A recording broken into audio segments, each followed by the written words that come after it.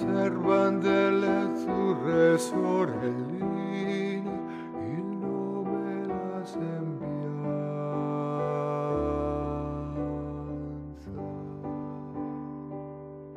Tale è un amor da volontà conquiso, serge pallido e triste in mezzo al cuore, un amor senza baci e senza riso, ma che è pur sempre amore.